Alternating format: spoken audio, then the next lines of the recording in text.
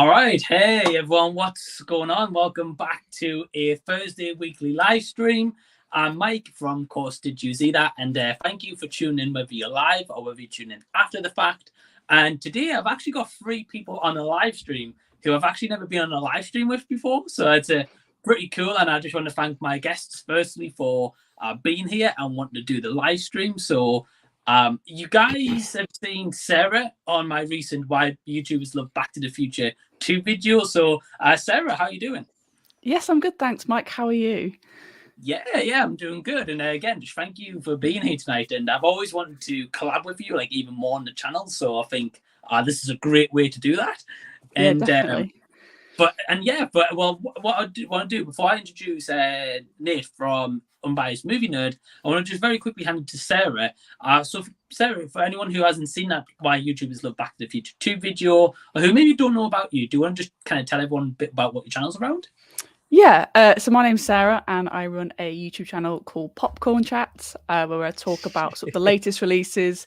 I have tried popcorn on the channel. That's definitely one of my favorite videos.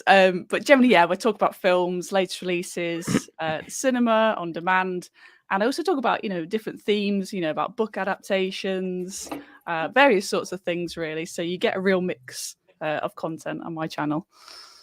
Awesome. Yeah, and I love the fact that with your channel as well, sometimes you do movie reviews. Recently you've been getting into vlogs as well, like that's true, and just conventions.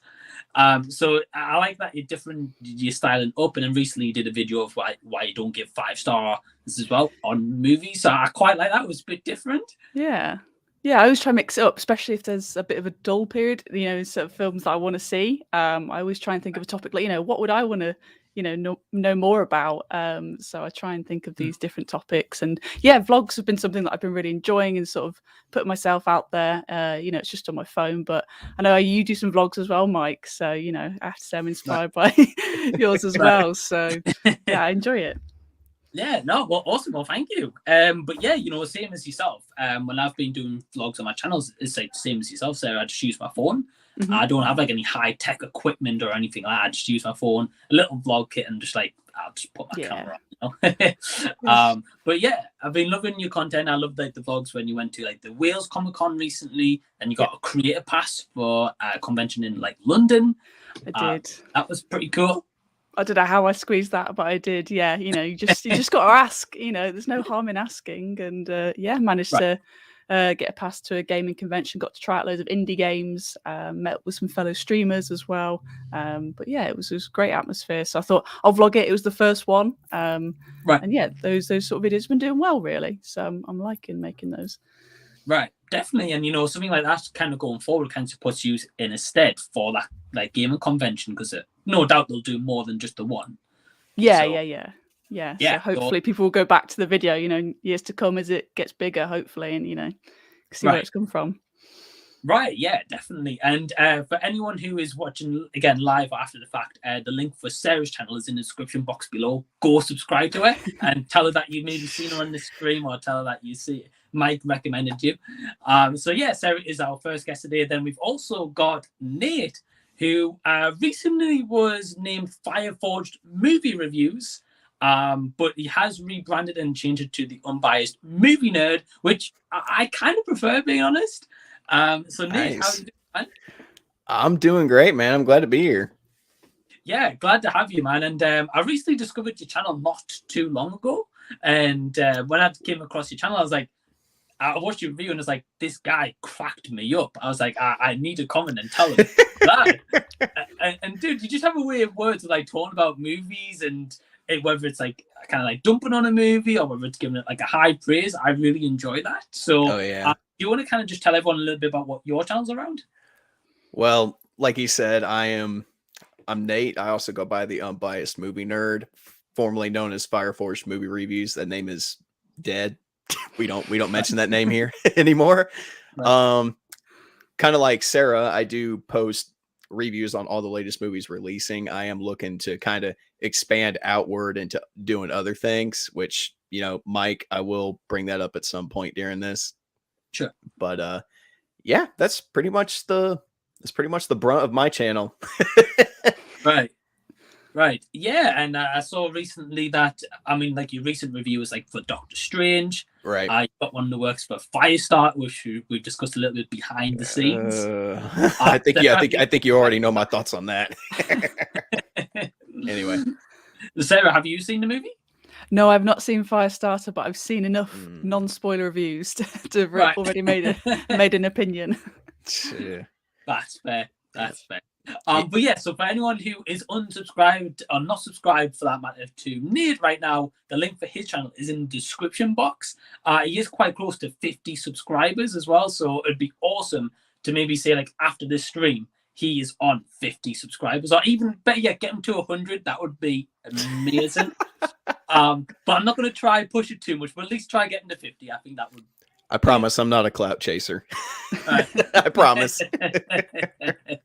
Anyway. That's awesome to know. And just letting everyone know as well who's watching live right now, or again after the fact, I've got my good buddy Rob from the Big Rob Theory also joining us.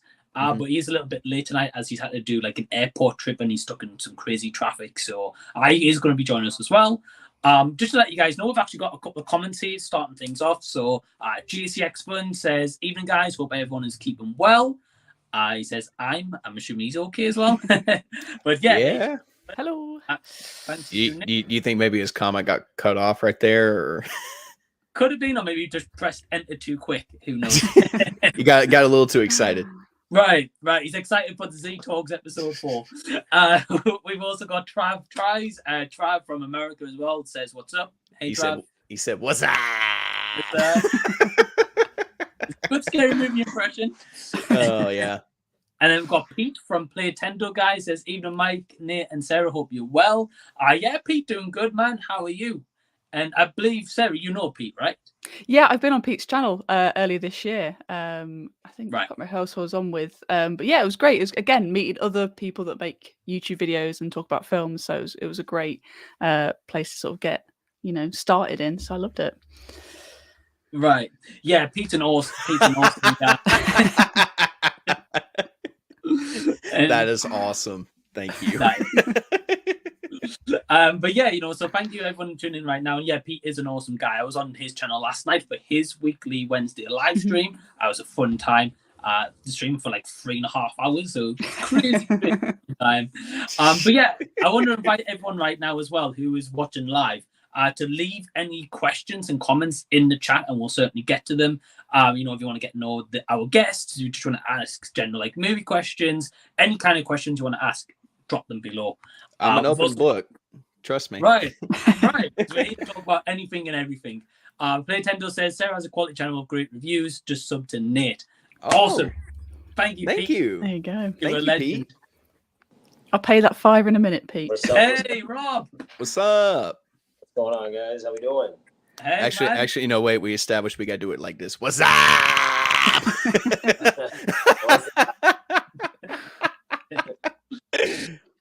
So Rob, yeah, you haven't missed much, man. Basically, just been kind of like introducing Sarah and Nate, and their channels have talked a little bit about their channels and what they've kind of been doing recently. So for anyone who's unfamiliar, Rob has appeared on my Why YouTubers Love Back to the Future, the first movie. I've appeared a couple of times on his channel. But Rob, for anyone who is unfamiliar, do you want to just like kind of plug your channel, tell everyone what it's about? For sure, man. Well, first of all, thank you for having me on the live stream. It's awesome. Great to be back on the channel.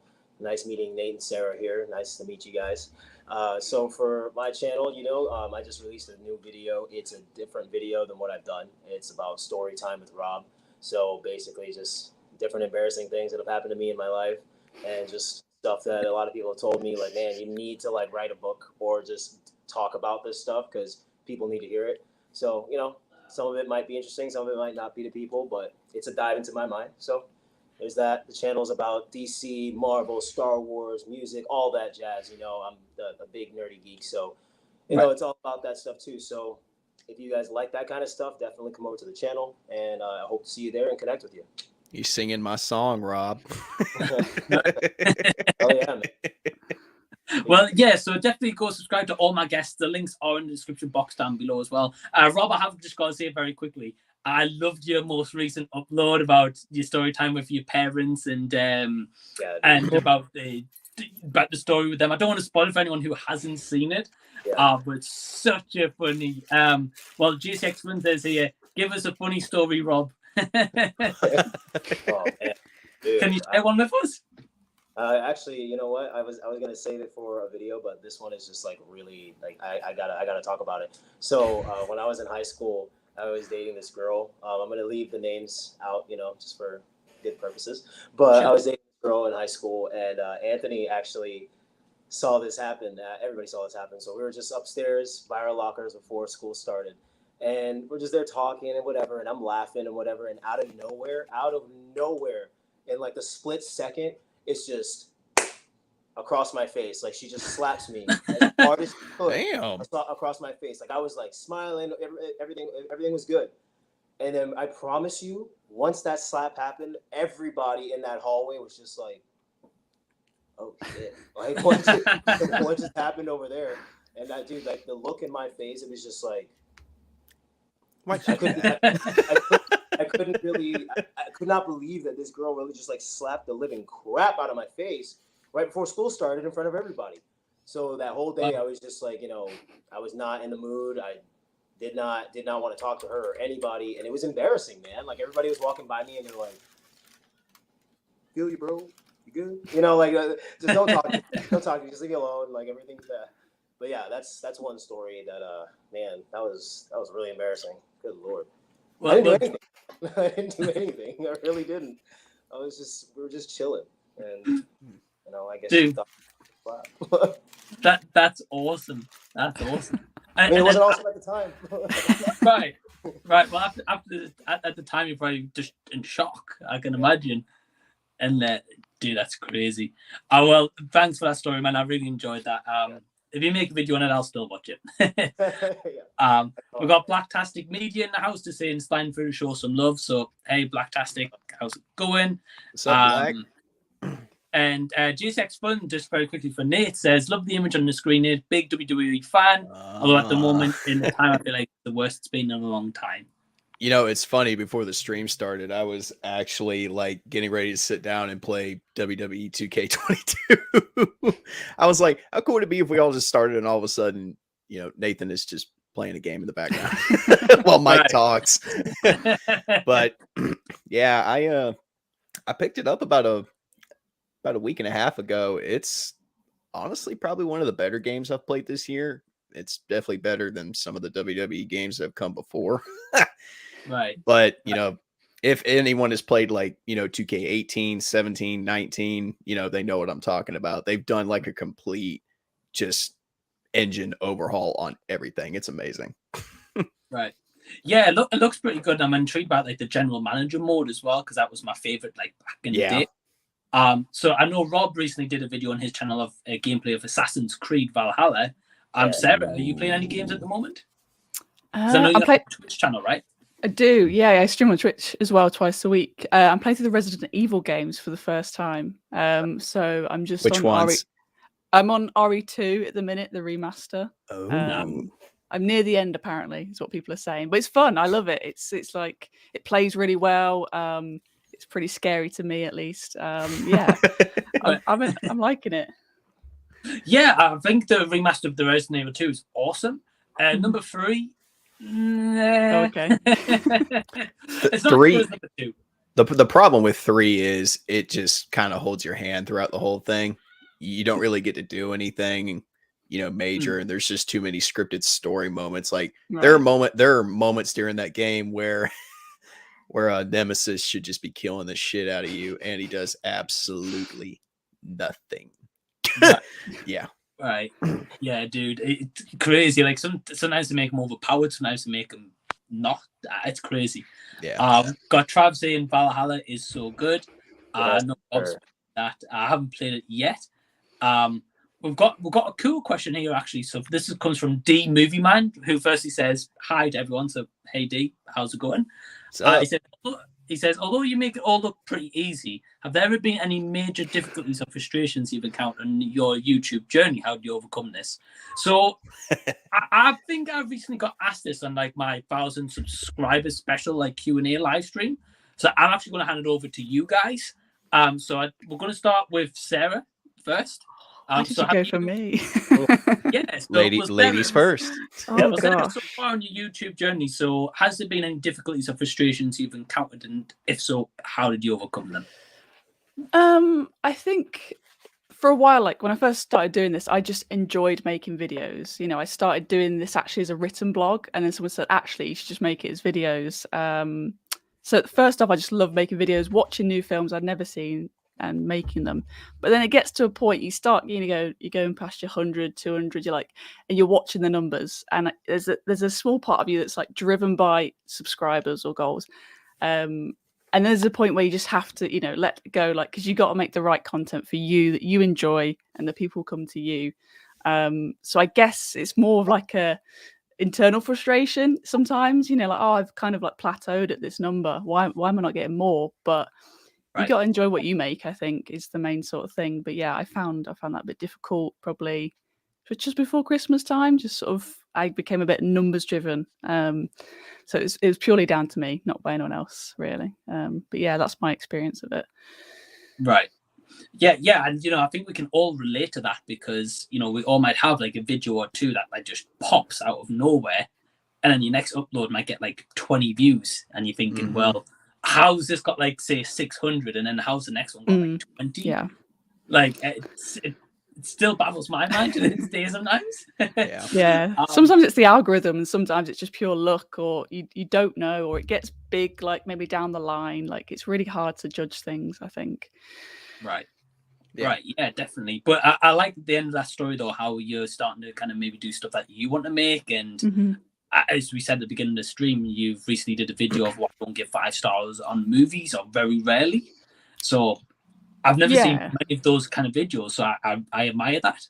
Yeah, it's just an interesting topic, and like 2 people asked me like that previous week, just sort of said, why don't you give 5 stars? I was like, hang on a minute, wait, why don't I give like many 5 stars? And it got me thinking, and I thought, okay, it's quite a week for releases, so I decided to do a video, and it's actually done pretty well, and gets the conversation going in the comments, which is always pretty good. Right, yeah, definitely. And I mean, I have to probably like sit down and really think about it personally if I was going to give a 5 star, but we'll certainly touch on that. Next up, I'm going to go to Rob, because Rob, I know you've had the channel for a little while now as well, whereas Nate, I think, are you fairly newer to YouTube? Actually, no, that's a story on its own though, but I'll let Rob go first. Sure. So Rob, so what difficulties have you kind of found, or frustrations on your YouTube journey so far, and if so, how have you overcome them? Well, excuse me. Well, as you heard, like in the video that you watched, I travel a lot. At times for my job, because I open up new stores and train people and all that stuff. So a lot of times when I'm on the road, I don't really have time to edit or even record stuff as much as I'd like to. And there's been various things that have happened that I've allowed to get me down to. And, I look at other people and they have less subscribers than me, and then they get more views and then surpass me. And, sometimes that gets to me, and I'm just like, well, then what the hell am I doing this for? I just released a video and it's got 13 views 10 days later. What am I doing? But then I also thought about the flip side of it is, what am I doing it for? Like, am I doing it because I want validation from people? No. Am I doing it because I want people to think I'm cool? Definitely not. I'm doing it because I genuinely love it. Like, I genuinely love talking about things with people, or doing gameplay videos, or reviewing a movie that I really like, or reviewing a movie I never even heard about until I went to see it. So how I overcome it is I see people like you guys, all 3 of you, and other people that we all follow, and it's just like, the only difference between myself and someone like Jeremy Johns is time and energy and effort. Energy, effort. That's all it is. So I just need to put in more time, more energy, and more effort.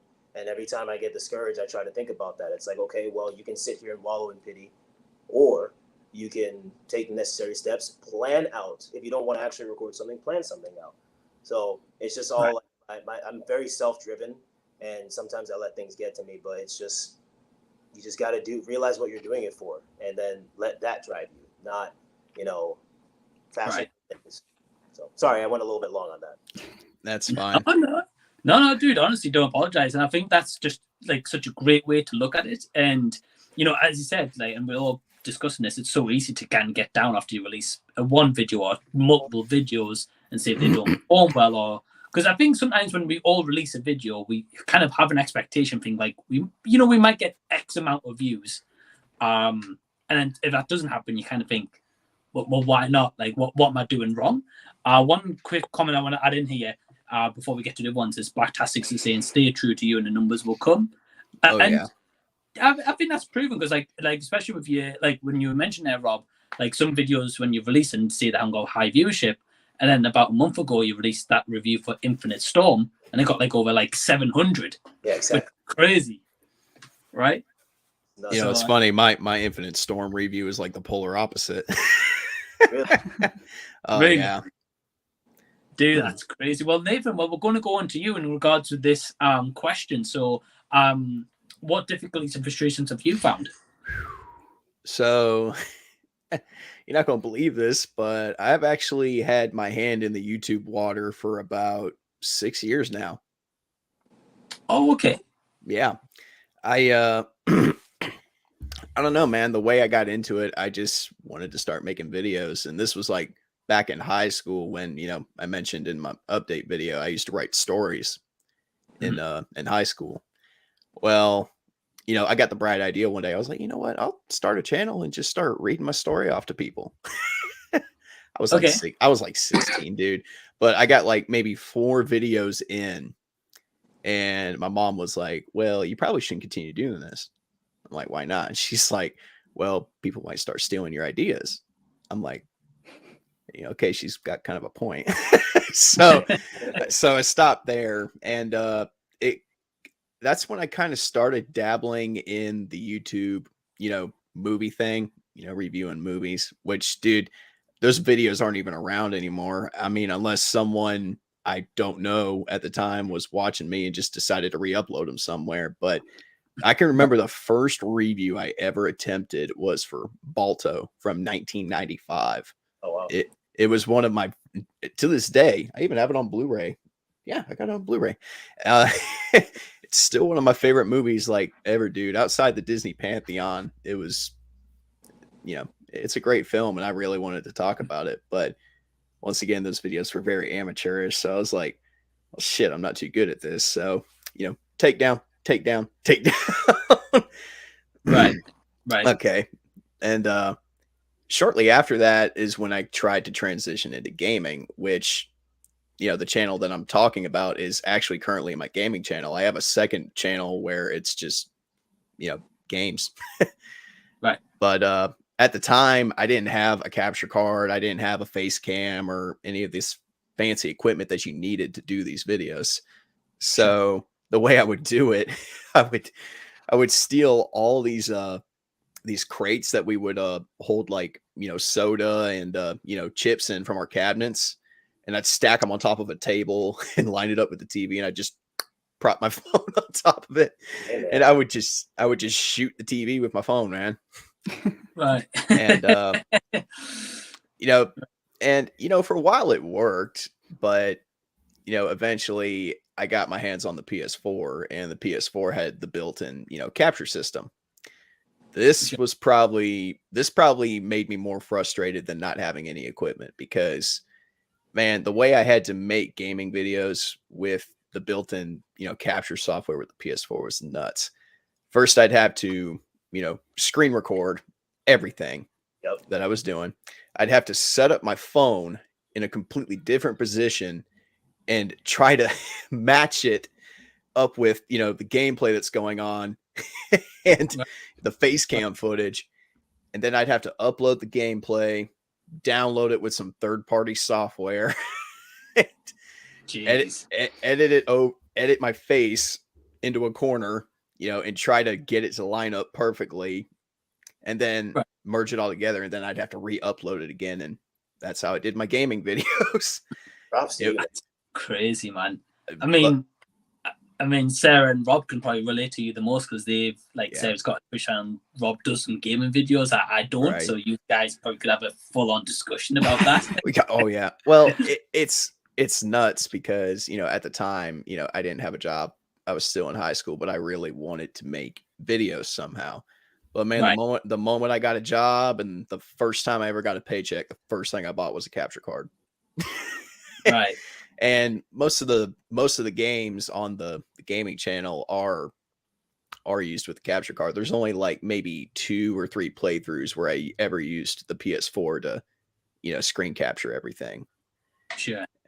And, Well, dude, that's fair, and at least like again, we can all kind of look back on like a past video or past video and be like, oh wow, what were we doing at that time compared to now? Right. So do that, that's a cool story. We've got quite a few questions coming in as well, so we're going to get to them. Okay. Playtendo said that he's just subscribed to Rob as well. Yeah. Awesome, thank you. Awesome. In regards to Sarah about Resident Evil 2, he said Resident Evil 2 is so brilliant, but Resident Evil 3 can become into that. It really can. So try. Speed on that shit. So, just before we get the trans question, JSX Fund says, P.S. I'm going to subscribe to you all regardless. So, awesome, you guys, going to get some more subscribers. And JSX Fund over on his channel, for anyone that's interested, is actually doing a Blu-ray giveaway at the moment. And some really cool box sets. So, definitely check that out as well. Really cool giveaway. So, Trav here says, what's your favorite Marvel or DC character or movie? Ooh. Is this because I'm wearing this shirt? I'm in my Avengers shirt. Thanos? Yeah. I love the colours. It's blue and purple. I love it. It's a cool shirt, to be fair. Well, I'm going to go first in terms of like my favorite characters for Marvel and DC. Okay. I'm only just going to mention one each. So for Marvel is Captain America, and for DC is Batman. Rob, I know you're a big DC guy. DC, I mean, nice. So I mean, that's obvious. But for Marvel, it's Thor, just because I grew up, reading Greek mythology and Nordic mythology, and I just love the idea behind, the god of thunder. And lightning interests me ever since I was a kid, so that's why I have Flash, Barry Allen, lightning. Right. Lightning. Right. Yeah, so those are my characters in the franchises. Run, Barry. Run. Yeah. Like I can't not hear that anytime somebody says run. I'm like Dawn's like giving him a motivational speech in his head and everything. Right. Well, no, it's good choices, and especially like at the moment, like they're really building Thor up in the MCU really good, and I'm excited to see where they go with Love and Thunder. Sarah, what about you? Who's your favorite Marvel and DC character? I would also say Captain America. Probably my favorite films from him. And then DC, I'm gonna say Harley Quinn. Oof, good job. Oh, okay. Yeah. Okay. And do you like the Margot Robbie live action? Yeah, I think Margot Robbie does really well. Maybe not all the films that she's been in, but I think her as the character works really well. Right. Yeah, I'm excited to see what they're going to do with her going forward.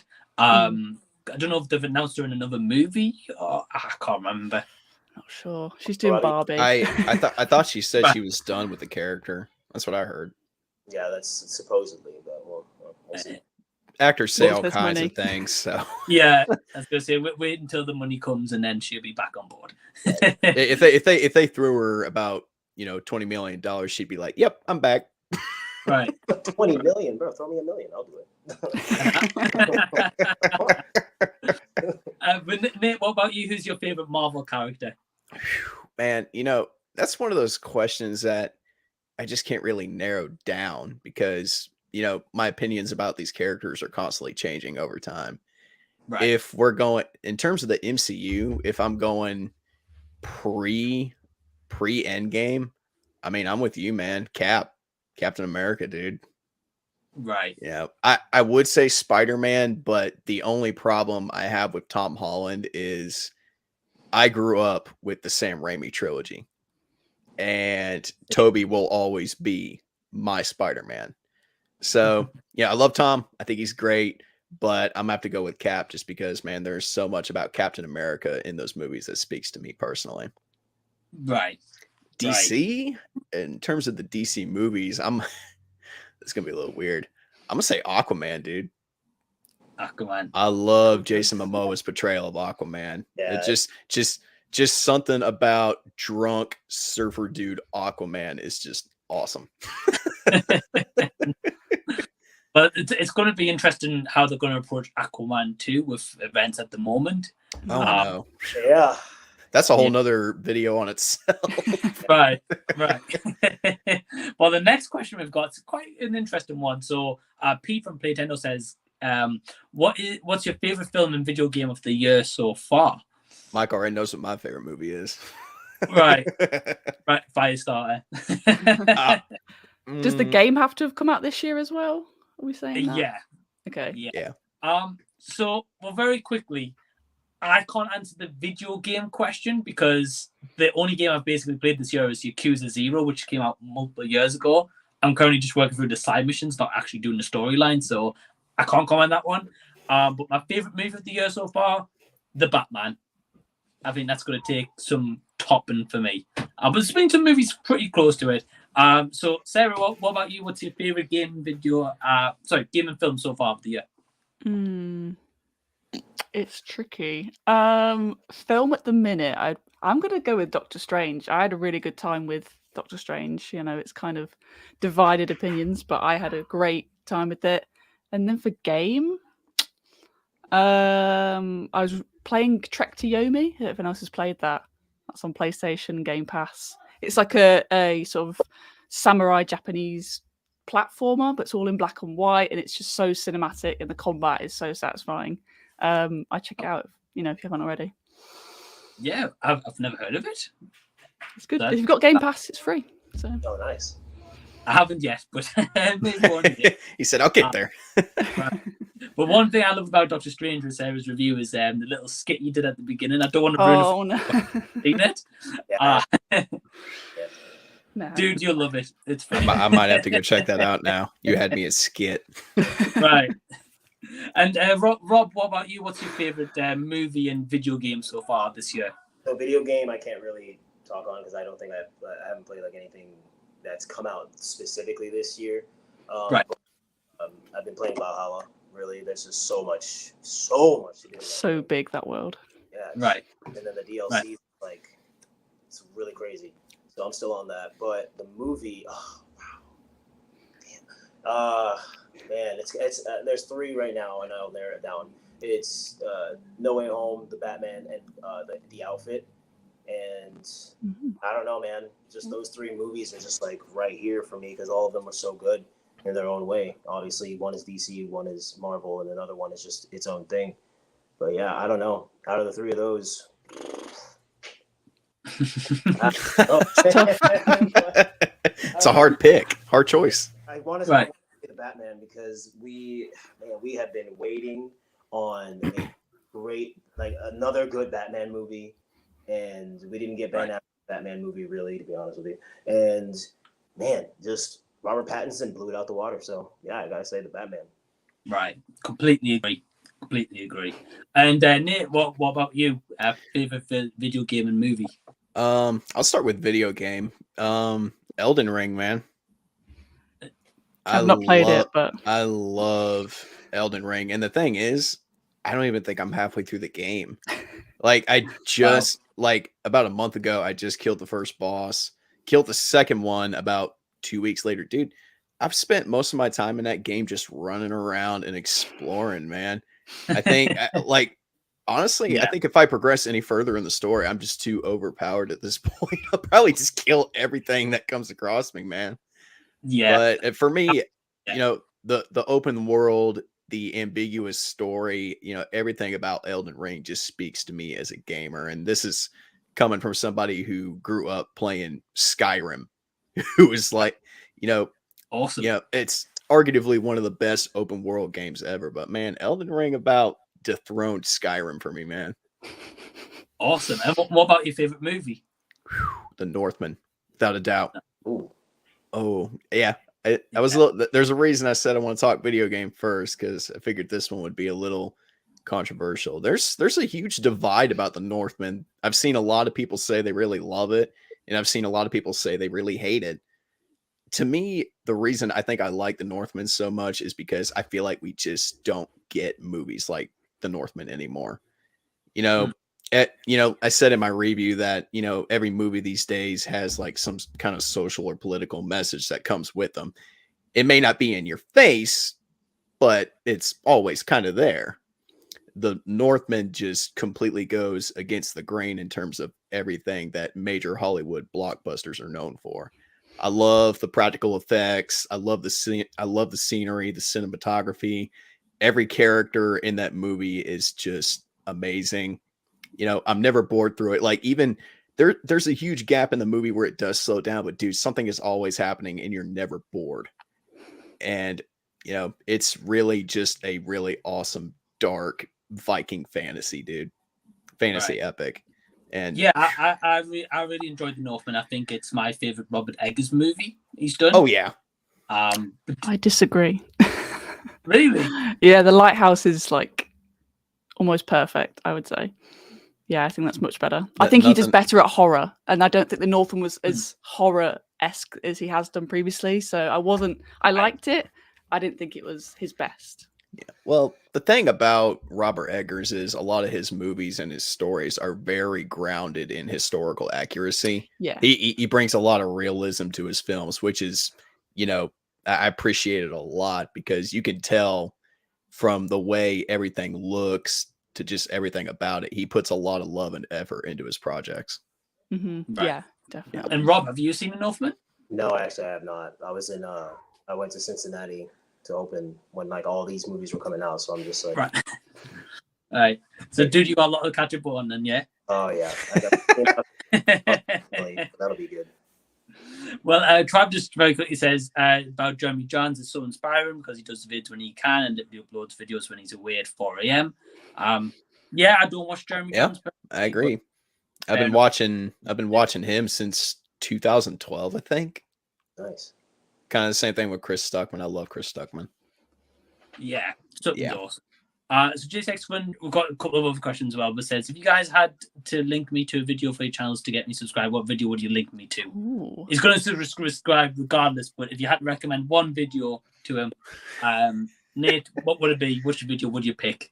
It would probably be the 4th video I ever did on this channel, and that was my review for Redeeming Love. Man, I remember just tearing that movie a new asshole when it came out. I was mad reviewing that movie because dude, it was snowing over here at the time. It was cold. It was dark.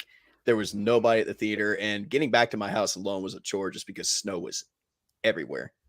You know, I was like, well, you know, I'm keep my fingers crossed and hope it's worth something because I'm driving through the fucking snow to get there. And dude, I walked out of that theater so fucking mad. Like, I came home, wrote the script in probably about maybe 15 minutes. That was probably the fastest I've ever written a script for a video. Right. And I was so agitated during the whole thing that I probably went on more of a rant than I did a review.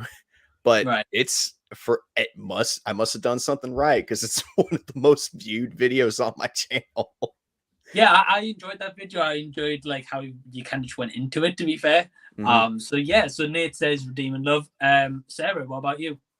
I would probably say something like my Uncharted review. That seemed to do fairly well and combine my love of both film and games, and that's a franchise that I love.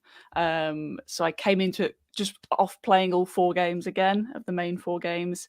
So I was fueled and ready, and yeah, I went in pretty hard on the negatives, I think. But yeah, I think that sort of balances what you can get with my sort of reviews in terms of giving it a balanced perspective, but also, you know, maybe it wasn't so great. So yeah, I'd say that one. Yeah, and I like your review of that one as well because like I've played some of the Uncharted games in the past, but I haven't played them in such a long time. But I remember them though. Whereas I think with you could tell that you'd recently just been battering those games, and you're like, this maybe fares up. That bit was in the exact scene of this game and this bit, and I was just like, I had strong feelings about it. So hopefully that came through in that video.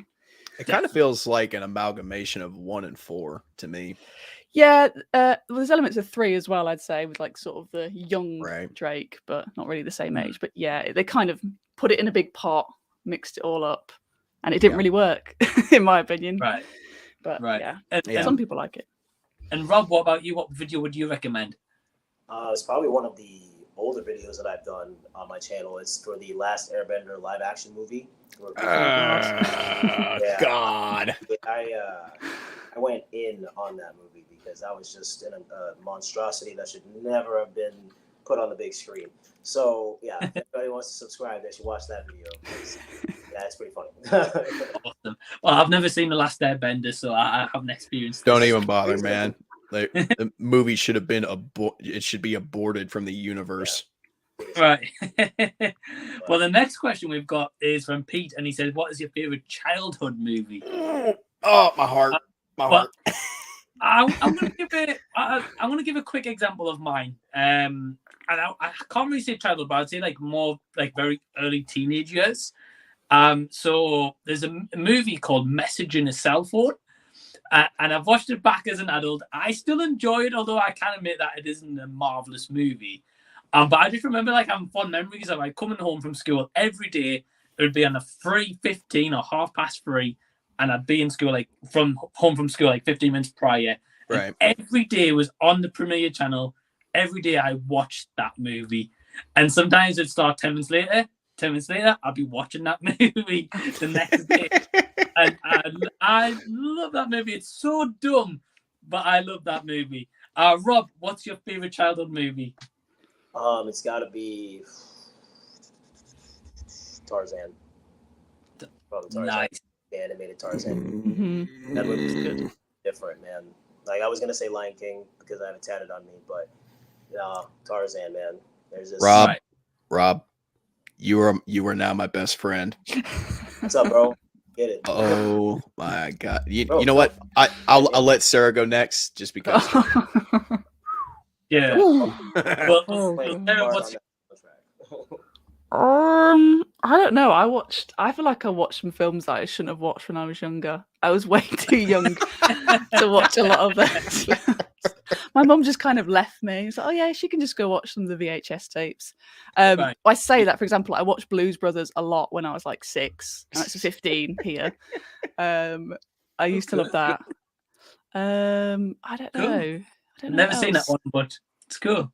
Oh, you have to check it out, Mike, definitely. I would say Labyrinth. Labyrinth is one of my favorites. Oh, wow. And the lead character is called Sarah as well, so that's a bonus. But yeah, that's just like the puppetry, the horror as a child as well. But as an adult, you can appreciate it now. So yeah, I'd say Labyrinth, really. Right. Well, that's some cool choices. I know Labyrinth's got like a big following as well. Mm-hmm. I've never seen that movie either, so I know. Come on, Mike. But Nate, what about you? If you had to pick one movie, what is it? Tarzan. Tarzan as well. That's why I said Rob is my new best friend, dude. Oh my God. And I know I keep bringing up my channel update video, and I'm sorry. But, throughout the whole video, I did nothing but gush about my history with film. And one of the biggest things I brought up was I used to sit in my grandmother's lap on this giant ass red recliner, and we do nothing but watch Disney movies. And the one we watched on repeat probably about 6-7 times a day was Tarzan. And it got to the point, keep in mind, I'm like maybe 2-3 years old. And I figured out how to rewind the VHS player on my own just to rewatch it again. Dude, everything about Tarzan is, I love Lion King. In terms of the Disney Renaissance, it is probably the majesty of all of it. But Tarzan holds a special place in my heart just because, man, it speaks to me on such a level like you don't understand. I love the music. Phil Collins is like, I'm telling you right now, if Disney decides to remake Tarzan and they don't call Phil fucking Collins, I'm gonna raise hell. Like seriously, I'm gonna kick down Disney's doors and be like, "What the hell are y'all doing?" But the music, just the story, man, the emotional drama behind it, dude. When they do the hands like that. Yes, dude. Right. There are moments in Tarzan where I'm bawling like a little girl, man. Oh yeah. Like Kerchak dying at the end, man. He puts his hand on his shoulder. He says, "Take care of them, my son." I'm like, fuck. Dude, same thing. And one of the bigger moments is when he's leaving his family. He's known his entire life, and his mom says, Kala says, "You'll always be in my heart." Now I know why my mom has told me that, plenty of times. She got that shit from Tarzan. So yeah, man, Tarzan all day, every day. Rob, you're the man, dude. So are you, bro. Oh yeah. Well, I'm glad that I'm glad that we all love Tarzan as well. So at least we all got that. Imagine if we didn't, we'd be here all night. I'm telling you, when I get to Hollywood one day, I am going to remake Tarzan. Right. Oh, yeah, man. Yes. Speak that into existence. I'm going to make it happen, and I'm going to do it right. Right. Well, we've got Travis also saying about Thor has become such a favorite MCU character. Yeah, I think lately with Thor, they're trying to build him up as like the main Avenger, because obviously Iron Man and Captain America's gone, so we need someone to kind of like take the helm as such, and he's kind of like one of the original ones left. But yeah, so we've also got a couple of people also just tuning in. So Edward says, "Evening all, hope you're doing good."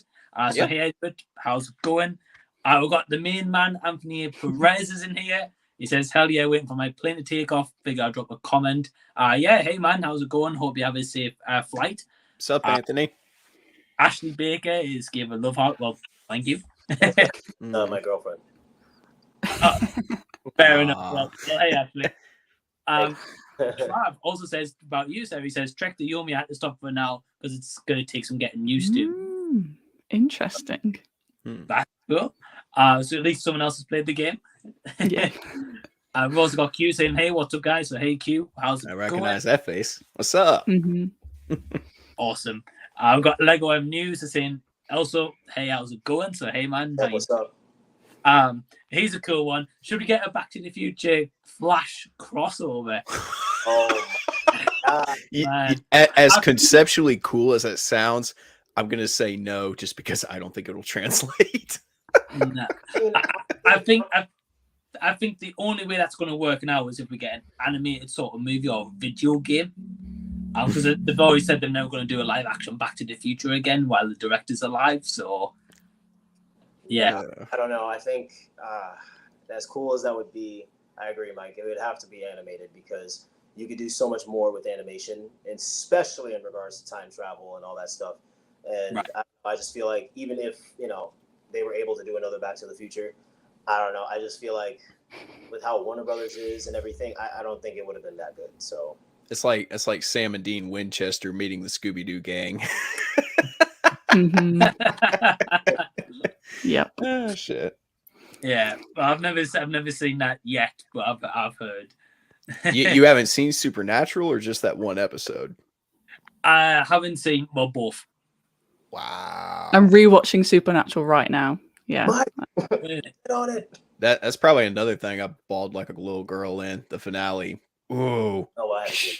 Wow. I've not seen the finale yet. I stopped at season 10 and then I'm going sorry. back to the beginning. Don't worry. Don't worry. I won't say anything. I won't say anything.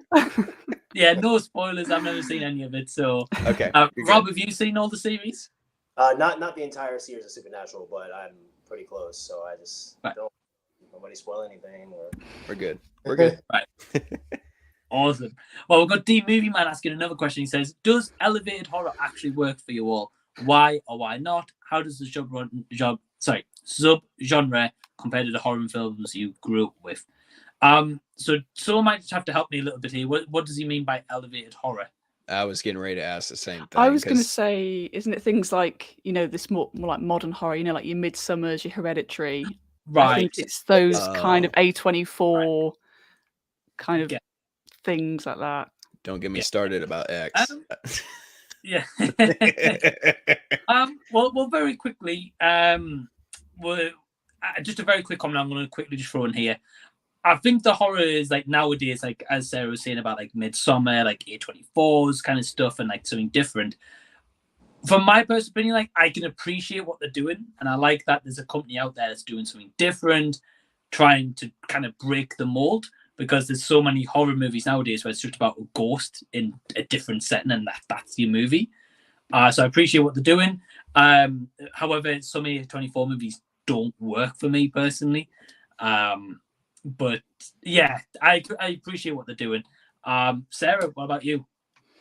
I mean, I like both. I think, there's many sort of classics out there. You're always going to have your classics like, Nightmare on Elm Street, your Friday the 13th. Like those are great sort of horror films, and you're not really I guess everything in this elevated horror genre is ultimately, it's nothing original. Everything comes from another story, you know, where it's a folklore or, you know, a remake of someone else's idea.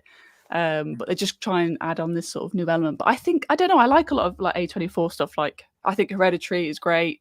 I can't think of another horror. Get Out, I guess technically is kind of that. Yeah. You know, again, Yeah. you know, you mentioned before, Nate, about sort of adding in those political and sort of social commentary things. I guess Right. that's elevated horror, but I guess you could say that's back in the other day, you know, the older sort of films as well. But I think I can appreciate both. I like both. But yeah, classic horror's always got a stamp on it all. I think it, you know, it reigns at the top. Right. Yeah, and you know, I think I agree. I like bits of both. I think more classic horror can like stand up even now, and people go back to them more than some of the newer stuff we get now. Yeah. But like, for example, like Hereditary is one that like was multiple years ago that still people talk about. Right. So I think like nowadays we don't get enough horrors where they might last as long as, say, like Nightmare on Elm Street, Friday the 13th, and you know, those kind of obviously other big franchises. Rob, what about you?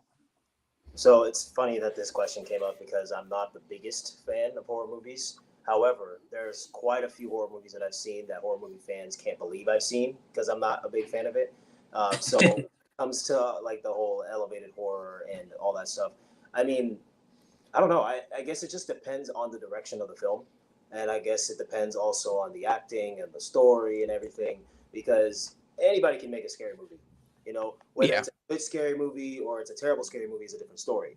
So like something like Midsummer, I wouldn't say that was a scary movie, but it was very eerie to me. Haunting. Yeah, thank you.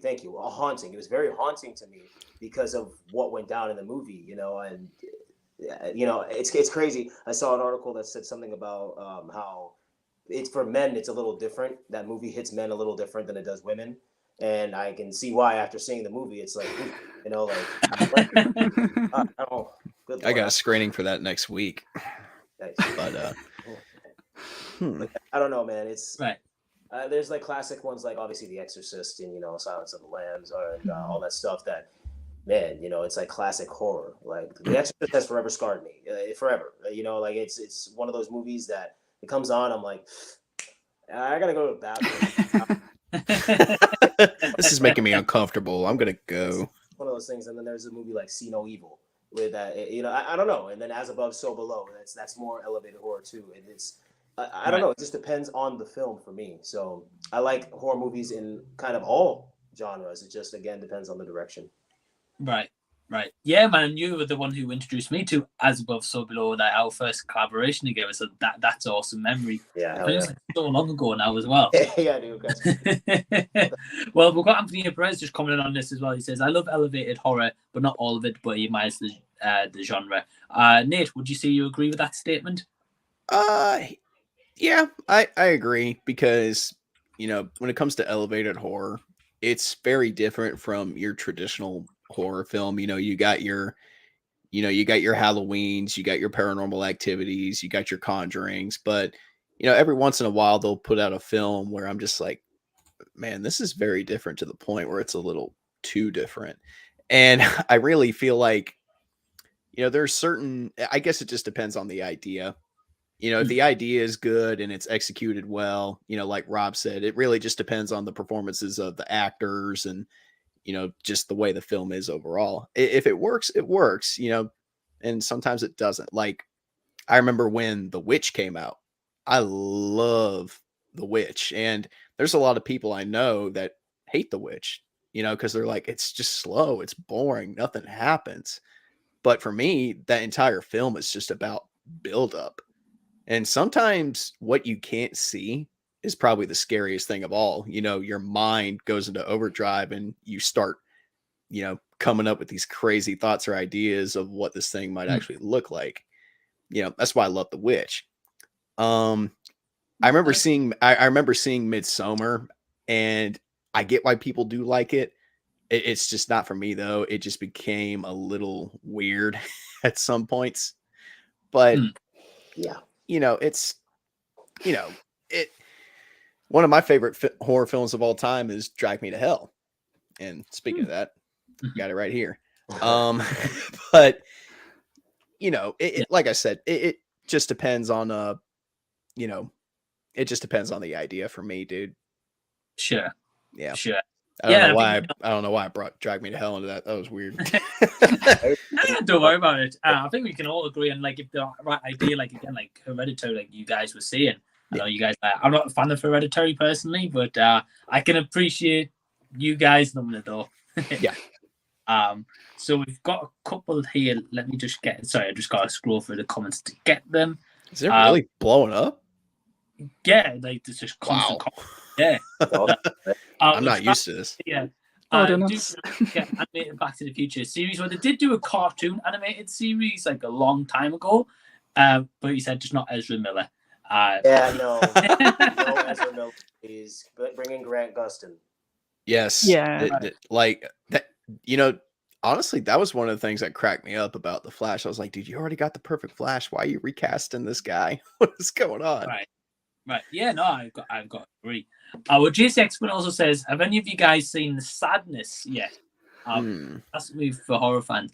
I actually had a screener for that. I just didn't get around to reviewing it. But I've heard it's meant to be like really gory.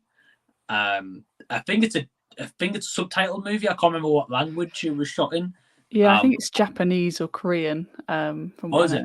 Yeah, but I've heard it's great as well. People are like, you need to go and see this film. I don't want to say what it's about. But they're like, you need to go and see it. I was like, okay. Yeah. But I've not seen it yet. Right. I remember seeing advertisements for it, but for whatever reason, the theaters in my area were just not showing any screenings of it. So I missed it. Yeah, I think it's like Perez. Well, like he had a screening, so he didn't get to check it out. Looks pretty good. Yeah, again, it's one of those which had like good reviews about it as well. So we'll all have to check it out at some point. Adam's got a question here saying, "What's your guys' favorite film?" Well, mine's Back to the Future, so I'm not going to talk about this. You guys know that already. So Nate, just very quickly, do you want to tell everyone what your favorite movie is? And I'm kind of quoting Nicolas Cage from The Unbearable Weight of Massive Talent here, but it's one of those things because, dude, there are just so many movies out there, and if you see as many movies as we all do, whether it's current or years ago, it's very hard because you see so many good films that it's just very hard to narrow it down to one. But if I can name one off the top of my head, growing up that really meant a lot to me, I'd say The Empire Strikes Back. Oh, nice. Yes. Nice. Without a doubt. Yeah, such a good movie.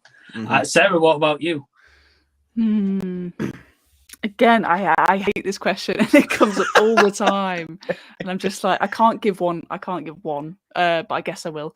I'm going to go with Trainspotting, just because I saw it at such a pivotal age, and it's it just, when you're a teenager and you see that, and you're like, wow, I'm just gonna go out and just maybe not do what they do, but it's just it's so creative. Danny Boyle does a great job. I think he's a great director. But yeah, Trainspotting always holds up for me.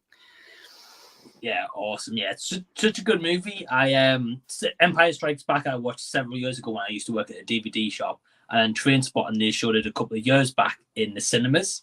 Yeah, and that was my first ever experience of it. Oh, nice. Not really a fan of the second one. No, I'm not either. But the very disappointed with that awesome. one.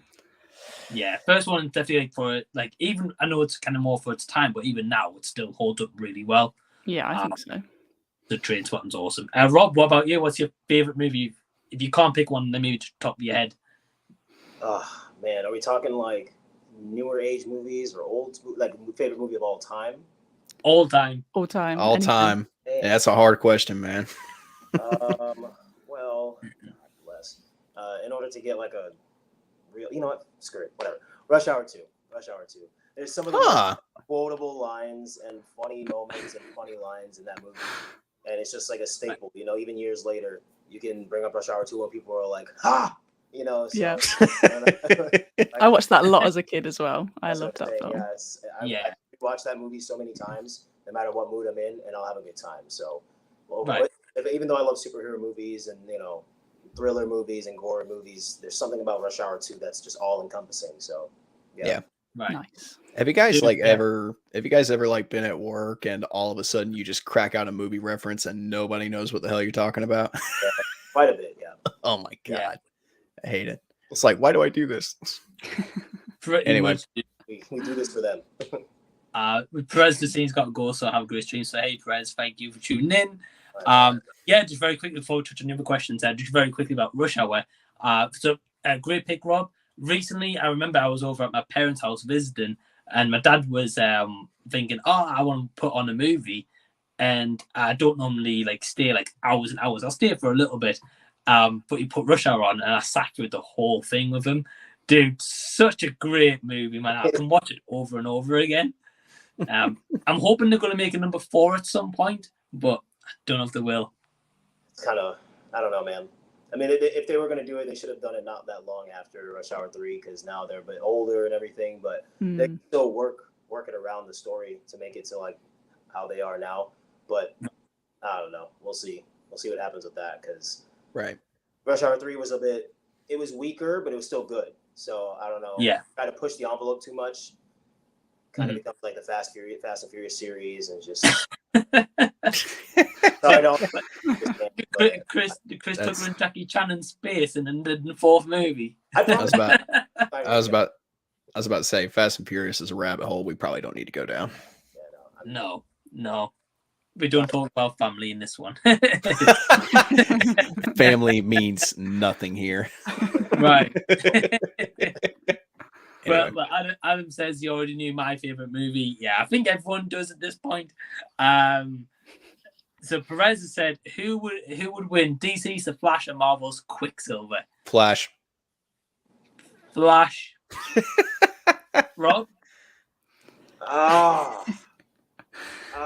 Man. Come on, Rob. I'm trying to take your side here, man. I mean, you know, I'm gonna say Flash because I'm a Flash fan, but if we're gonna dive into this, we're gonna have to have a video about this, Mike. Anthony and I talked about the whole like Flash versus Sonic, and I'm sorry, but Sonic would win. Like Sonic would win, man. If you've seen the movies, Sonic would win, and I hate saying that, but Sonic would win. So I mean, we'd have to do a video about this, bro, or a stream about just speedsters, because this is my neck of the woods. Like I could go on forever about this. So you might want to move on, because I might be here for like 3 hours. Okay. Just we'll out of curiosity, Rob, who's your favorite speedster from the CW show? I thought you were going to say the comics. The CW show. I mean, or the comics. It could be the comics too. If we're talking good guys, I'll say Wally, just because Wally is pretty dope. Nice. Obviously, I love Barry, but I love Wally too. We're going evil speedster Zoom all day long. He's literally just a blue demon that just wants to mess your world up. And yeah, like, he's just so good. Him and Reverse Flash, man. It's just really This man is no god. Yes, bro. That goosebumps every time I watch it. Oh man, yeah, it's gotta be Zoom. Awesome. I like Godspeed. I'm talking comic book Godspeed, not not CW like Godspeed. comic book Godspeed, and now we're talking. Right. And Sarah, what about you? Who would you have in this debate? I mean, I'd say The Flash. I mean, I've only seen 3 series of The Flash, but I feel like surely The Flash. Yeah, I mean, we've seen more of The Flash in like live action and Quicksilver. Unless we count like X-Men Quicksilver, we've maybe seen equal amounts. But well, here's the thing, and I really think the reason I'd go with The Flash is just because, there are so many events and stories in the DC universe where Barry is like the man. He's at the forefront and it's his story. I can't name a single Marvel comic off the top of my head where Quicksilver is like a main player in anything.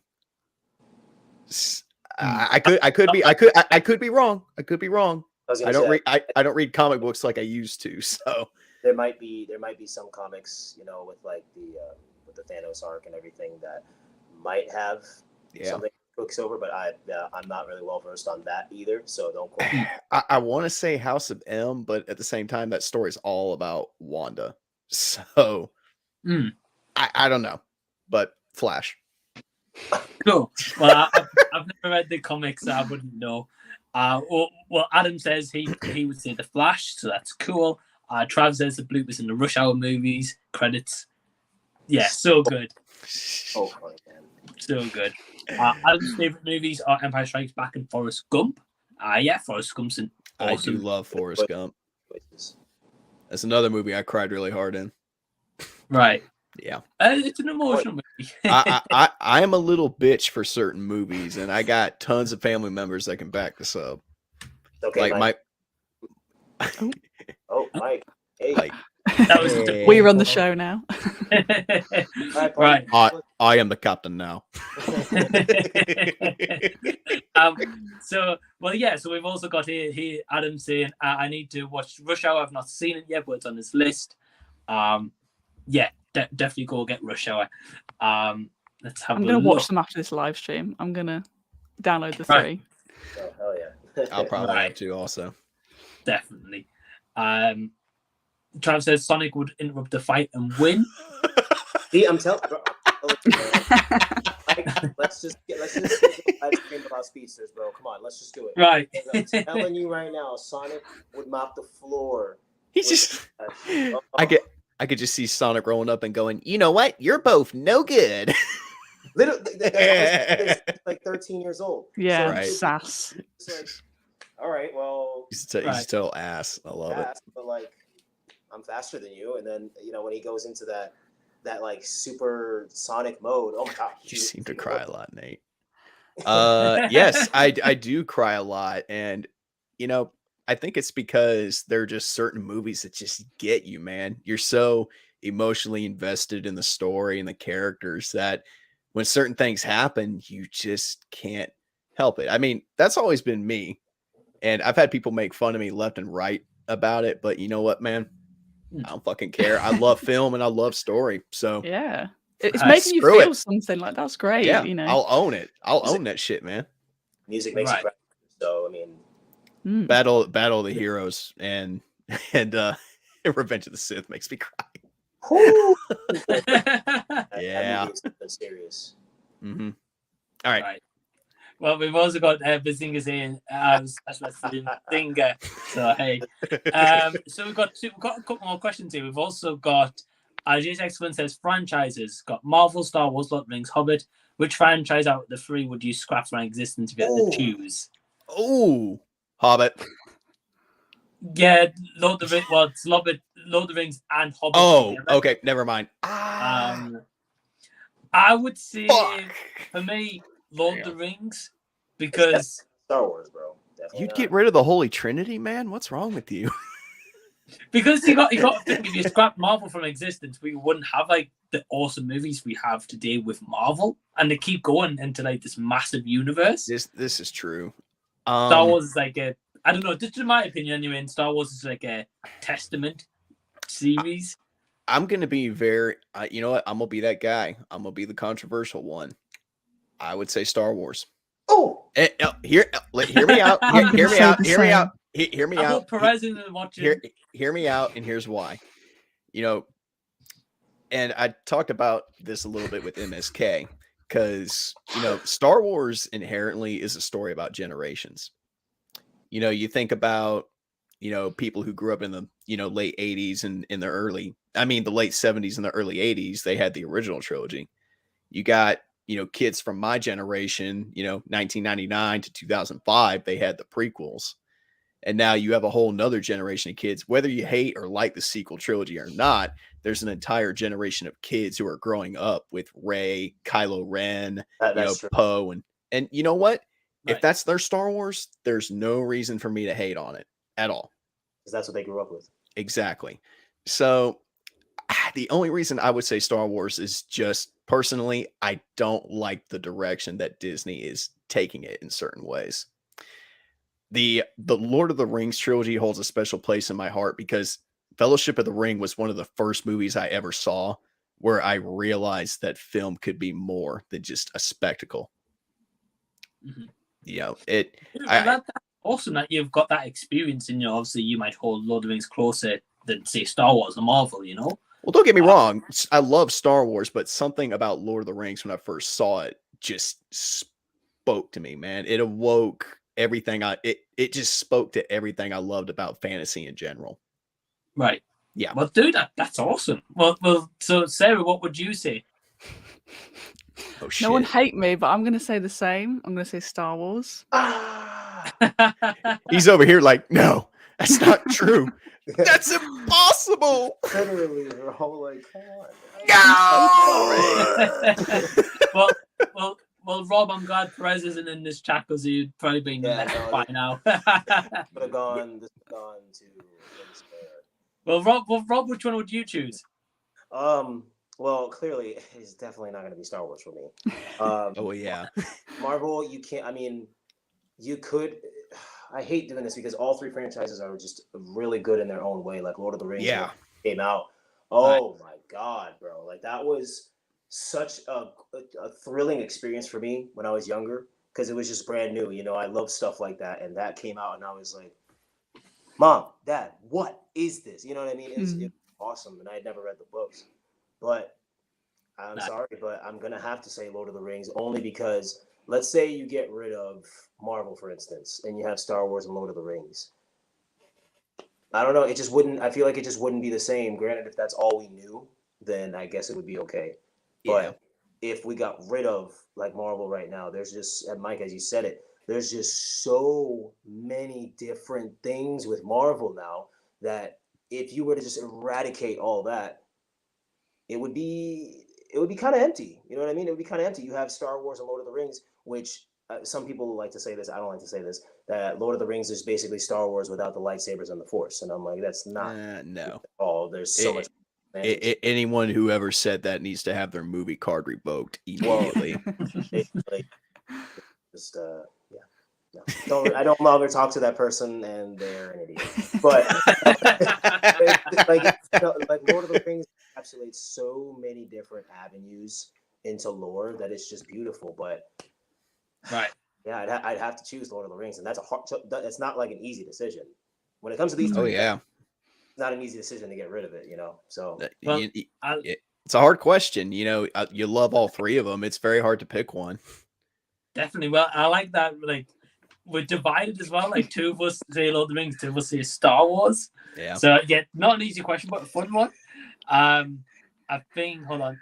Adam says he would choose Lord of the Rings as well. He likes them, but he doesn't love them, which is fair. Yeah. It's not for everybody. 3 hours each film, like. Right. It's fucking 15 hours if you have the extended editions like I do. And then, well, saying about T-Bot, there's many scenes that nearly made him cry in Forrest Gump, very hold back the tears. And Travis is saying, nah, good for you letting the emotion out. Not a lot of people can do that. Yeah, I think if a movie can make anyone kind of cry or feel something, then that movie's done something right, and we remember those movies.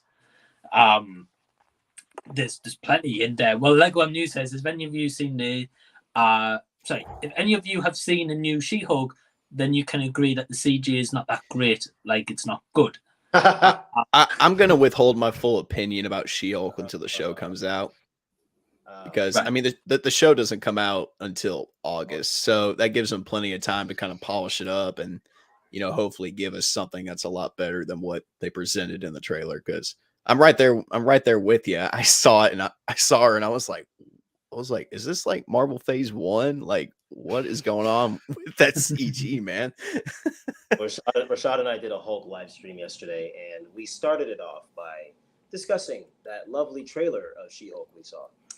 And to answer this question, not only can I agree that the CGI is caca, but it just looks like not. I don't know, man. It just kind of, it just doesn't look like. It doesn't look like it's going to be what we want it to be, which, I mean, it's fine. Right. They have their own direction, but I don't know. I mean, you guys can agree. Like, the trailer didn't really sell me at all. Like, I'm not hyped to watch. Yeah. You know, some people might be like, oh, it's because it's a female version of the character. No, I love She-Hulk. I love the idea of She-Hulk. You know what I mean? It's just, I don't know what they're going for. So I guess I have to wait until it comes out to properly make my assessment. But as of right now, it's not looking good, partner. Not looking good. Right. Mission failed. We'll get him next time. I mean, that's awesome. Well, Sarah, what about you? Yeah, no, I agree. I first saw it, I was like, whoa, I was completely sort of taken aback by the CGI. I thought it was pretty poor. But then again, after a bit of time, people on Twitter were saying, as as VFX artists, they're like, it takes time and you could be working up until the day of release. So, That's true. Right. you've Right. got to wait until it's on release. And yeah, but I don't know. I'm not sure about the TV shows at the minute with Marvel. I think they're kind of. I like Moon Knight. Moon Knight was great because it was a new character for me that I didn't know. It was very different too. Yeah, it was different, and Yeah. they brought in different directors and writers, and that gave a refreshing feel to it. But yeah, I don't know what they're going to do with this sort of next phase of the TV shows. But yeah, don't want to judge it, but I am judging it. You go ahead, Mike. Well, what did you think? No, I was just going to say, so like, I think I agree with all you guys, to be honest. Like, the trailer didn't sell me on it. I was thinking where they're going to go with the Hulk character, because I said in the stream when Rashad and Rob was on yesterday, like, the Hulk character, my personal opinion is when they brought in Mark Ruffalo, they gave him a strong introduction. They made the character cool. They made we were thinking, oh, great, well, at least we've got one person in an actual Hulk role now and not just switching the different actors. And then as the movies have progressed, they've made the Hulk terrible. And and then in this series, I'm like, he's just going to be kind of like a goof side character to the She-Hulk. And I'm just like, that's fair enough. The focus is on She-Hulk, and I'm intrigued to see about this character because I don't know nothing about this character at all. But they've never shown She-Hulk in the MCU yet. And obviously, Rob, I know you like comics and stuff. Is she related to the Hulk? Are they like cousins or something? Or so I believe that they actually are. I'm not very well versed on a lot of the Hulk comics. Right. If you know more about that. I do. She is the cousin of Bruce Banner.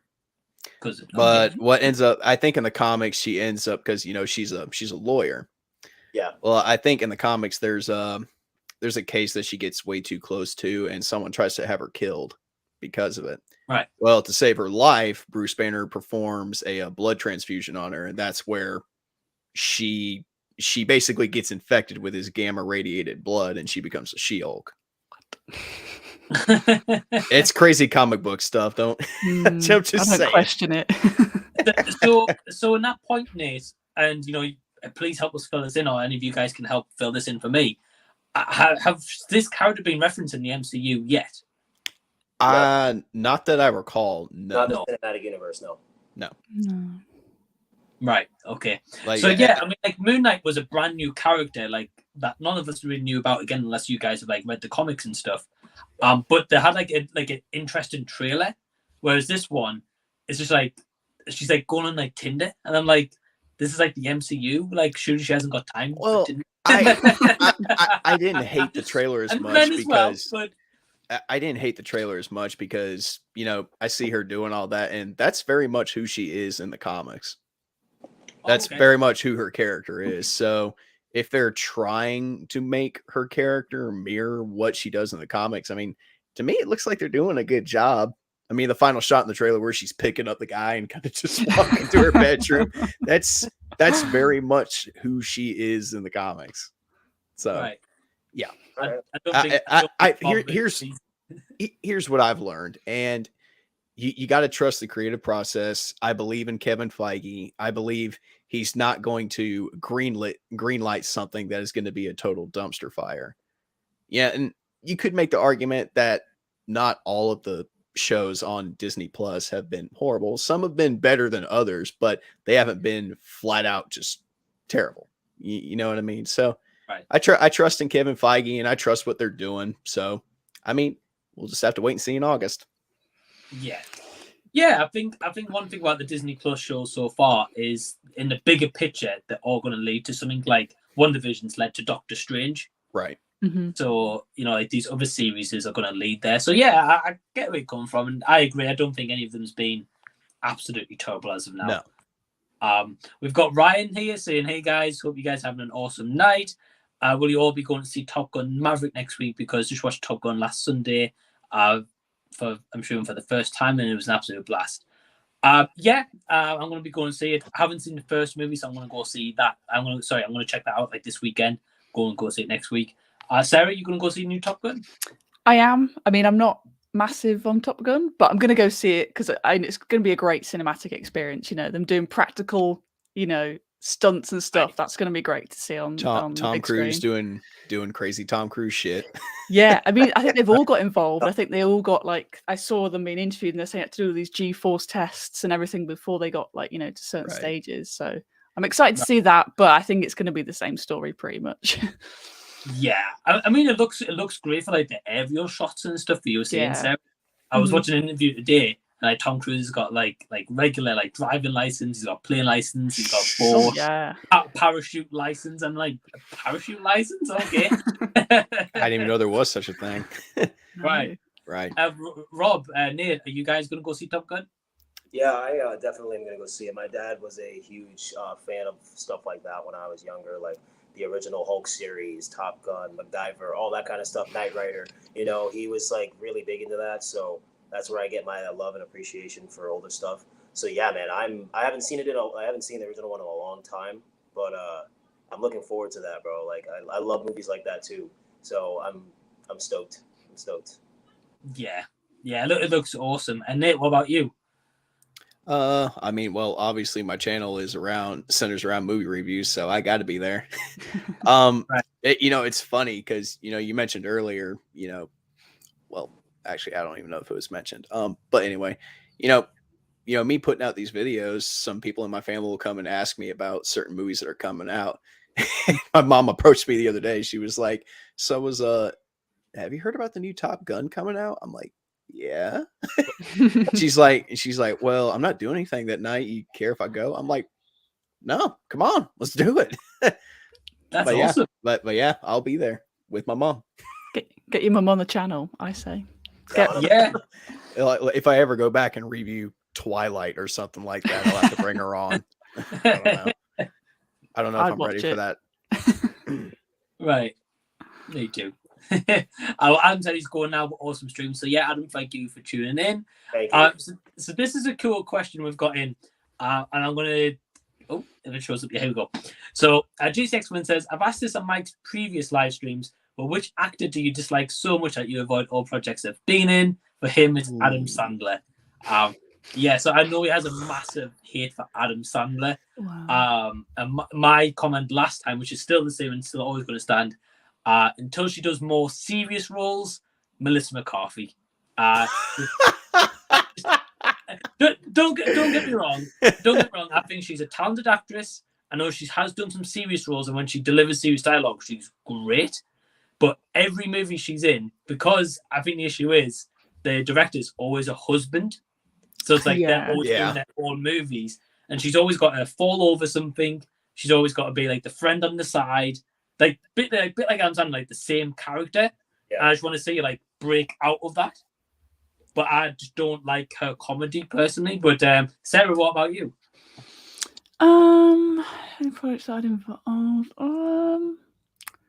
I'm not sure. I mean, I don't want to be too serious, but actors like Kevin Spacey and things like that. I know they don't work now, but sometimes I don't watch their films anymore. If anyone's got any sort of things against them. But if there's anyone that I don't like, I guess down the same sort of comedy route. I'm not a massive Ben Stiller fan in terms of his comedy. I know there's kind of different comedy groups. You got Will Ferrell, you Adam Sandler's, Ben Stiller's, and the sort of groups they work in. I don't think Ben Stiller works for me personally. I think comedy genre as a whole is quite hard for me to connect to. I think comedy works better as a TV show. So I find it hard for films to connect with. But yeah, I guess Ben Stiller films I'm not massive on at all. I have to go see Family Camp tomorrow. Wish me luck. Oh gosh. I've heard that family, just very quickly comment on that. I've heard that Family Camp is terrible. It can't be any worse than Firestarter, I hope. No, I've heard it's bad. I'll keep that in mind. Right. But yeah, anyway. So I think that's an interesting choice. I don't think I've met anyone who's actually said they're not a huge fan of Ben Stiller. I like some of his work. Yeah, he appears in things, doesn't he? He has an appearance in Happy Gilmore, for example. Fine as that, but when he does his own sort of things, I I don't know. Right. I don't think it works for me. Yeah, I might have to agree with that. I think, I would say like maybe as like a co-leader, he's probably better. Like say like Dodgeball. I love Dodgeball, but it's not like just him. It's obviously multiple different. Yeah. Vince leads. Vaughn and other people. Yeah. What about this is for her. What about Night at the Museum? You don't like Night at the Museum? I guess he's a bit more serious in that. So, and I was a kid when Yeah. I saw. Well, I think I've only seen the first two, possibly. Yeah, I think I enjoyed that one because he was a bit more serious in that one. So that's fine. Right. Right. Well, Rob, what about you? Is there an actor or actress you not a huge fan of? Ben Stiller and Amy Schumer. That's solid choices. I'm sorry, I just can't.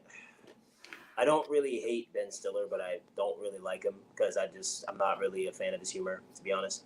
And Amy Schumer, I'm sorry, can't do it. Not funny. Right. He pushes too hard with some things, and then it's just I just can't. Yeah, no. So that's right. That's fair. And we've also got Rashad in the house saying hello. So hey, Rashad, how's it going?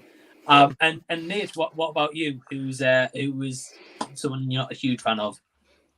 I got two of them. Can I do two of them? Sure. Okay. It'll be quick. Dax Shepard and John Travolta. I just think Dax Shepard is a cock, and I think John Travolta is just a overacting douchebag.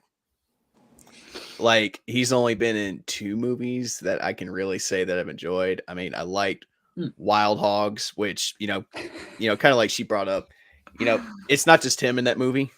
You got Tim Allen and Martin Lawrence in there too. But, I liked him in Grease. But, man, he just has a really bad habit of overacting to the point where you're like, man, you need to calm the fuck down. Like one of the more recent films I saw in recent years was it's right on the tip of my tongue, The Fanatic. Have you seen The Fanatic?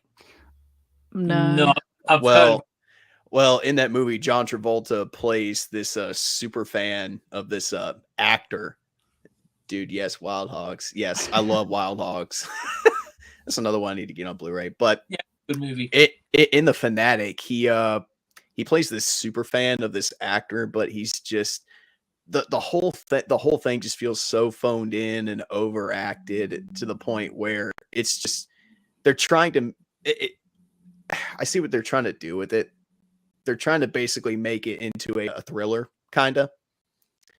By having his behavior, because he starts stalking the guy, and his behavior starts becoming more and more and more erratic as the movie goes on. But he's just overacting so much in the movie that instead of being terrified of what this guy is doing, you just kind of laugh at it. I just, for whatever reason, a lot of John Travolta's movies, I just can't get behind, man. I feel that. Yeah, that's fair. Yeah. Dude, that's fair. We all have like an actor or actress that I'm not huge on, so yeah, that's fair. We've got Rashad saying don't really see actor no more, but one actor I used to wreck his nerves was Matthew Broderick. He has the most punchable face.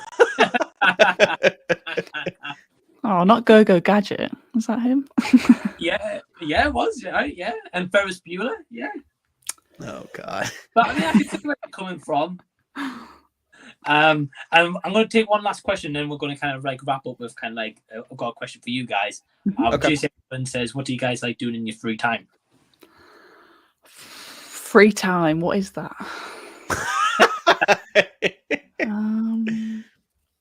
Well, I know Sarah likes the game. Yeah, game, film reviews. That's what I do in my free time. Watch films, do film reviews. Yeah, just chill. Honestly, man, I'm a pretty big homebody. I like to stay at home and play video games, watch stuff.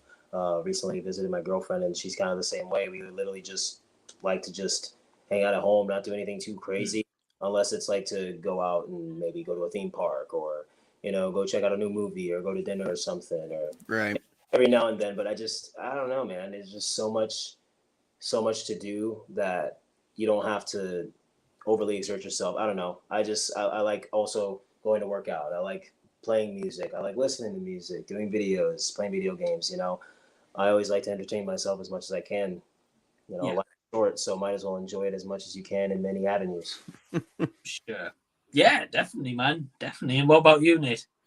Well, obviously I like playing games when I can. I do play D&D on the weekends with a group of friends on occasion, but ever since I started doing this with you wonderful people, I haven't been doing it as much, but I squeeze it in when I can. Sure.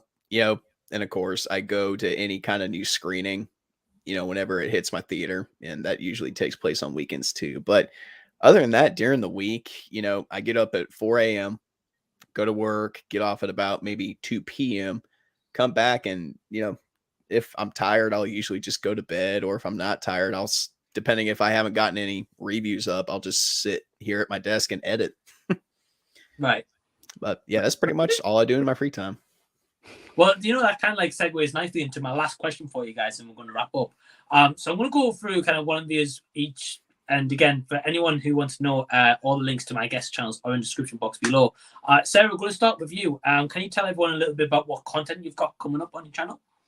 That's a good question, Mike, because I don't even know. I'm probably going to watch Everything Everywhere All at Once this week. So I'm going to get a review of that up because I know a lot of people are loving that at the moment. Yeah, and maybe some more sort of different content, like, you know, I'll think of some topics that people always ask, and I want to do one about how I film these videos if people want to know how to do. I know you've done one like this, Mike, as well, but sort of, you know, behind the scenes of it, and, you know, if anyone's interested, and how they can get started, really. Yeah. Right. Yeah, and I think that's like a fantastic idea, because like that video I did where I filmed like how I make a YouTube video, I just found it interesting because like when I was starting this, I was thinking, well, how do you shoot a YouTube video? Is it just like your phone? Right. Do you get like a big professional camera and you shoot on there? Like, how do you do it? So yeah, very interesting, and I'm looking forward to that video.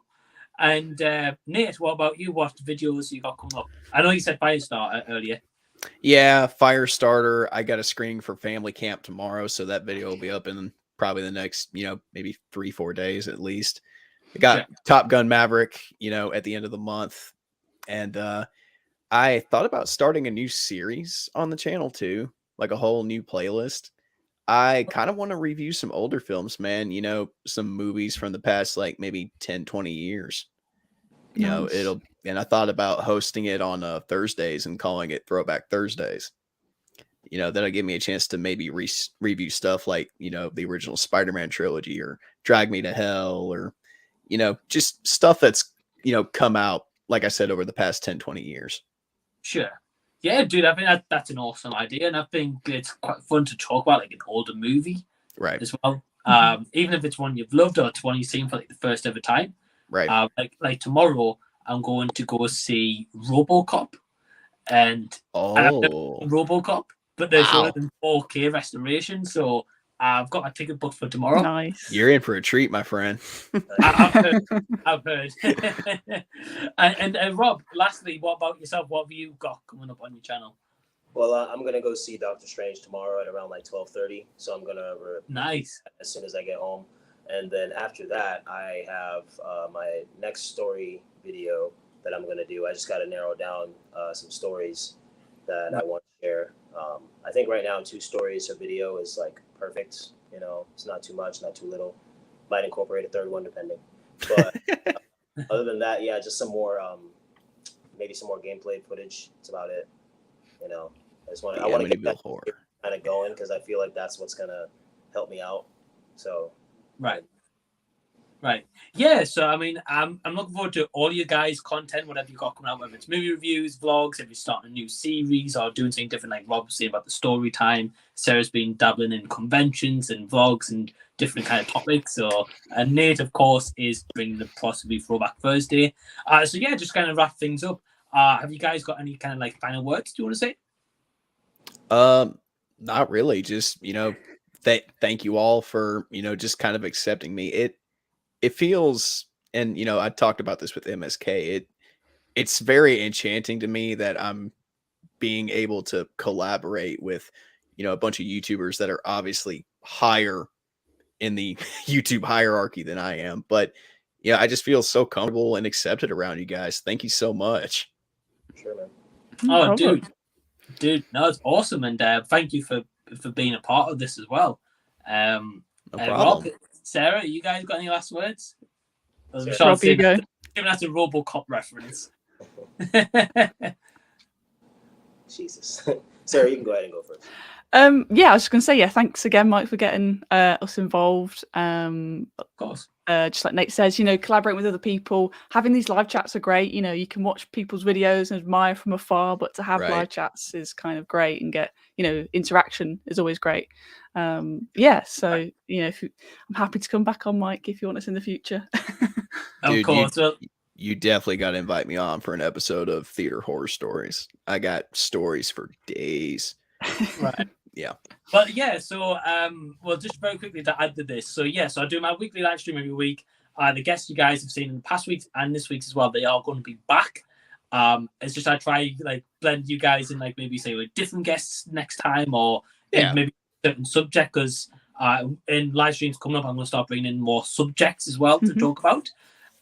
So yeah, that's going to be coming up, and you guys are definitely going to be guests on cinema horror stories, which I've just started last week. So that's going to be cool. And Rob, lastly for yourself, man, have you got any kind of final words to say to anyone watching? No, just a few. I just want to first thing say thank you to Ashley for tuning into this live stream. It's always nice to know people that support what you do. So that's very nice. It's pretty sweet. And thank you to all of you who have tuned in as well. It's awesome that you guys are supporting all of us here, because we're all doing the same thing. And it's just nice that there's a community that we can all share, this love and passion for movies, video games, TV shows, and not be judged. You know what I mean? Judged in a different way, but like not a terrible way. It's just like, oh, well, I don't agree with your opinion. Okay, well, cool. It's just nice to put things together and bond over this. So thank you, Mike. And the last thing, live stream about speedsters, bro. Do it. This has been festering up, man. I need to get this out. He's got an itch. He's got the tingle. Definitely. Well, yeah, again, I just want to thank all you guys for being part of this stream. Absolute pleasure teaming up with you guys. And first time ever for a live stream. I'm glad with you guys on my channel. And Nate, you're in the works for sure. But in a live stream, it's first every time. Got one last question. I don't want to ignore this question just before we go. And then we go ahead. It just says, who's your favorite actor playing a superhero? Mine's Hugh Jackman as Wolverine. I think, can I just wrap this question up? Do we all agree that anyone could play Wolverine? I kind of want to say yes, but at the same time, I want to say no. Just because, Hugh Jackman, when he started playing the character, people gave him a lot of shit just because of his height. And historically, Wolverine is a very short kind of character. But yeah, I know. But, he did such a good job playing that character for so many years that it's going to be very hard to see someone else fill in those boots and take that role. Right. Especially after the emotional gut punch that was Logan. Holy crap. Jeez, man, that movie had me in tears. Like, man, that was... Oh, I know. Once again, Nathan was bawling like a little girl in the theater. So was Robbie. It's okay. Right. But yeah, like Rashad was to say about Christopher Reeve as well, for Superman, of course. But yeah, again, I just want to thank everyone who's watching live or after the fact. Thank you for tuning in.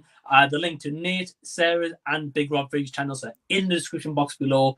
Please go subscribe to them and support their amazing content. And until next time, we will see you all later.